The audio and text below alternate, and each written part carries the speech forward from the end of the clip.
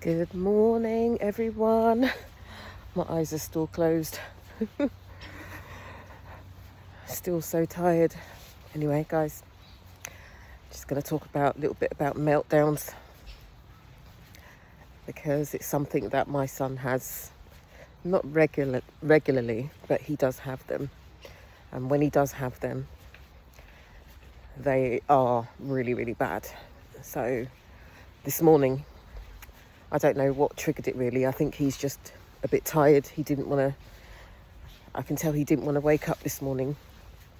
He loves going to school, but I think he fell asleep pretty late because he has sleep issues as well. So, I think that triggered him and his emotions this morning, having to wake up early to go to school. But he's got to go to school, But the meltdown this morning was just ridiculous. And I'm just not feeling it this morning. So it was really, really difficult to manage.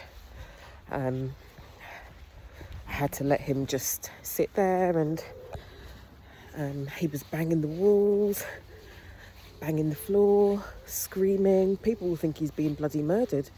Do you know what I mean? He was just having his meltdown, but I just had to leave him and let him just carry on with it and get over it. But it was taking longer than expected.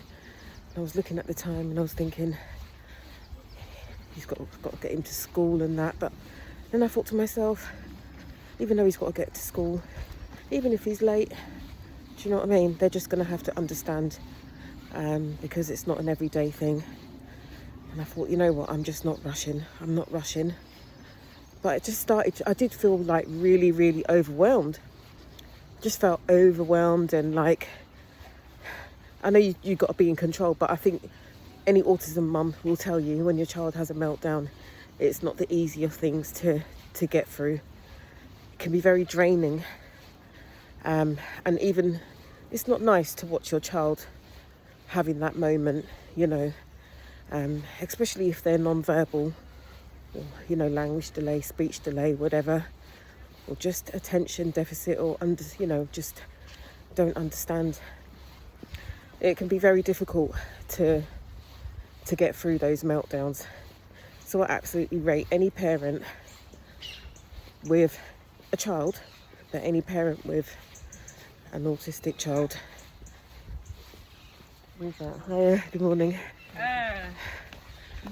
With communication difficulties, learning difficulties, it can get really tough. And today I'm just not feeling it, to be honest. Just feel like, I don't know, just not feeling it this morning. So I just thought to myself, the best thing I can do is get him to school. And then once he got to school this morning, it was like butter wouldn't melt. So I told the teachers, they can see me, I probably look like I've been dragged through a bush. He got in there and he was all smiles like butter wouldn't melt. Thing is, he doesn't really have meltdowns at school. He will have a meltdown, but not a major one.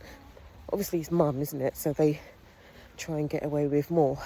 They're still kids, whether they're autistic or not. They're still kids. They still kind of know what they're doing in a way. So, but how do you deal with your child's meltdowns? If you're getting them ready for school and they're having a major meltdown, do you just think to yourself, I've got to get them into school and that's it? Or do you just let them calm down, even if it takes half an hour, 1 hour to get them calm? What do you do?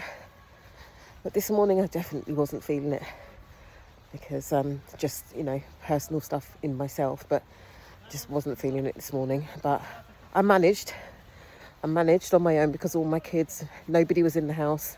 It was just me and Caden, but I managed. He was still screaming when we got to the car. People were looking, but I just thought to myself, I'm minding my business. You need to mind yours. Because all kids scream anyway, regardless of a disability. They all scream, some worse than others. But what do you do, guys, in that situation? When your child's having a meltdown in the morning, if you're getting ready to go somewhere, what do you do in that situation? It's not easy, guys. I really rate you parents for doing this. It's not easy, but we've got to persevere. We've got to just carry on, isn't it? What can we do? So anyway, hopefully when I pick him up today, he's going to have had a good day. I'm sure he will, because he's absolutely gold at school. He's gold at home, but those meltdowns, as I said before, when they come in full force. So, and Caden's quite a strong boy as well. My main thing is that I don't want him to hurt himself, fall down the stairs or anything. But you know, as they're getting older, you know, it's getting more difficult to restrain them. Like, I don't restrain him, but if I can see that he's going to cause danger to himself, then I'll have to try and restrain him, because I don't want him falling down the stairs, or something like that, or hitting his head if he drops on the floor. You guys know what I mean. Anyway, how do you deal with meltdowns? Let us know. Let's support each other, okay guys? I'm walking in the park to clear my mind. I hope you guys are having a walk in the park if you're not doing anything today. It's so good to be around all the trees and all the oxygen coming from the trees, and just gives you time to kind of take things in and calm down, and you know, it's just peaceful. Minus this big dog that nearly wanted to bite my ass, but anyway, yeah, so that's what I'm doing. That's why I'm a bit out of breath. Yeah, my morning walk. Okay guys, take care. Let me know what you do. Okay, bye.